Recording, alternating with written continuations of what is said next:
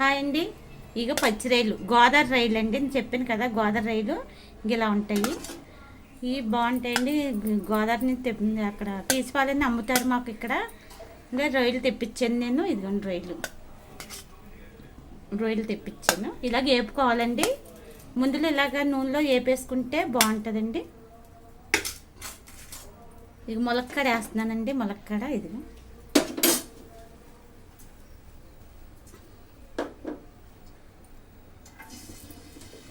ఇదిగండి. ఉల్లిపాయలు వేసుకుని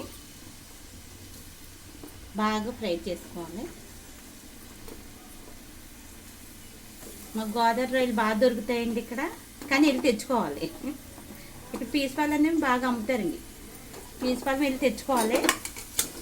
మా ఆయన పొద్దున్న వెళ్ళి పీసుపాలు వెళ్ళి తెచ్చారు. ఎందుకంటే పచ్చడి కూర వండుతుంది.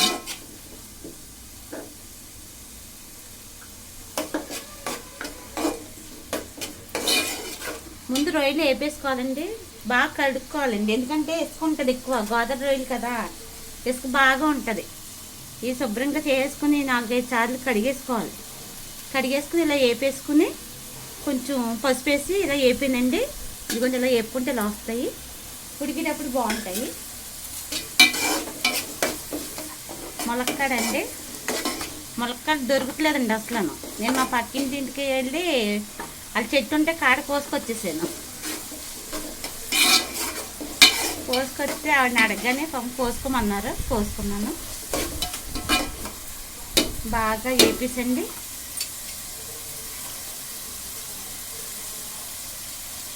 పసుపు వేసుకుంటే మగ్గుతాయి, బాగా మగ్గుతాయి.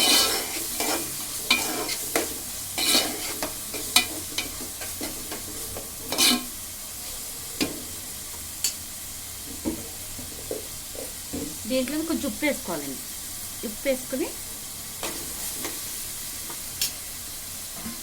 మూత పెట్టుకొని A few minutes later. చూడండి ఇలా బ్రౌన్ రంగు వచ్చేసినాయి.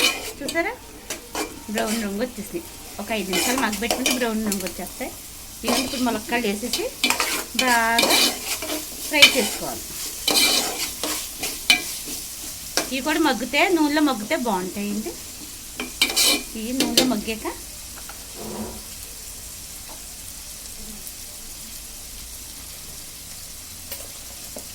ఉప్పు వేసుకుందాం. తగినంత ఉప్పు వేసుకోండి, మీకు ఎంత కావాలంటే అంత. చూసారా, మా ఆయనగారు చికెన్ తీసుకొస్తాను అన్నారు. నేను రొయ్యలు తీసుకురండి, వెరైటీగా ఉంటుంది అన్నాను. సాయంత్రం తీసుకొస్తారంట చికెన్. సాయంత్రం చికెన్ కూర వండుతుంది. చూసారా మగ్గుతున్నాయి. ఇలా మగ్గు పెట్టుకోవాలండి. బాగా మగ్గుతాయి. ఇలా వేపేసుకుని మళ్ళీ కొంచెంసేపు మూత ఇచ్చేసుకోండి. A few moments later.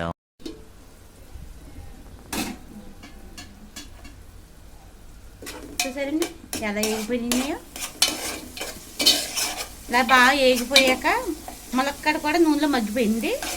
ఇలా వేగిపోయాక దీంట్లో అల్లం పేస్ట్ వేసుకోవాలండి. మీకు ఎంత కావాలంటే అంత వేసుకోవచ్చు.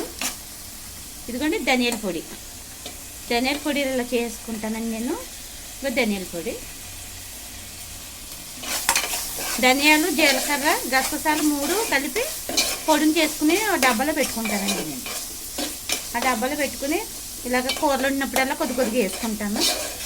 ఒక ఏపీ వేసుకోవాలండి. ధనియాల పొడి చేసుకుంటే ఒక ఏపీ వేసుకున్నారనుకోండి, ధనియాలు, జీలకర్ర, గసగసాలు ఇవన్నీ వేపేసుకుని అప్పుడు పొడిని చేసుకుని ఒక డబ్బాలు వేసుకోండి. ఇంకా మనకి ఇలా కూర అయినప్పుడు నూరుకు అక్కర్లేదు. గబగబాను ఒక పొడి ఒక స్పూను వేసుకోవచ్చు. అల్లం పేస్ట్ కూడా మిక్సీ పెట్టేసుకుని ఫ్రిడ్జ్లో పెట్టుకోండి, బాగుంటుంది. కొంచెం ఉప్పు పసుపు వేసుకోండి. వేసుకుంటే అన్నాలన్నా బాగుంటుంది. ఇదిగోండి పచ్చి రొయ్యలు, గోదావరి రొయ్యలు స్పెషల్ మాకు. ఇదిగోండి చూడండి చేస్తున్నాను.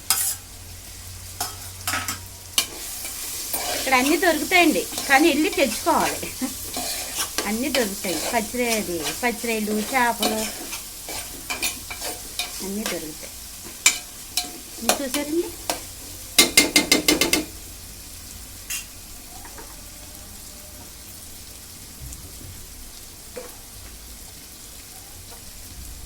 ఇదిగోండి. కారం కూడా వేసుకోవాలి, తగినంత కారం వేసుకుని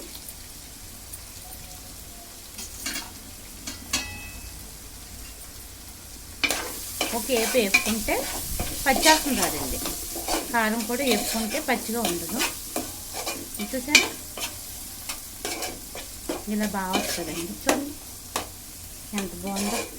ఇలా ఫ్రై కూడా చేసుకోవచ్చు రొయ్యలు, కానీ కూర వండుతున్నాను. ఈసారి పచ్చళ్ళు ఫ్రై చేసి చూపిస్తానండి, గ్రేవీతో వస్తుంది. చూడండి ఇలాగుంది. దీంట్లో ఒక గ్లాసుడు నీళ్ళు పోస్తాం. చూసారా, రొయ్యలే కాబట్టి గమ్మున ఏగి ఉన్నాయి కదండి, నీళ్ళు ఎక్కువ పోసుకోక్కర్లేదు. ఇది చూసారా, కొన్ని వేసుకుని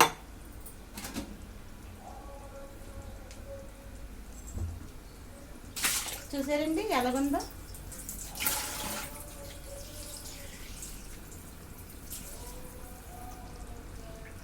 ఓ 10 నిమిషాలు ఉడకబెట్టుకోవాలి. 10 నిమిషాలు. 10 minutes later. చూడండి ఎంత బాగా ఉడికిందో. కొంతమంది దగ్గరికి వండుకోవాలి, దగ్గరికి ఎక్కడ పెట్టుకోవచ్చు, లేకపోతే కొంచెం గ్రేవీగా దింపుకోవచ్చు. చూడండి ఎలాగా ఉడికిందో.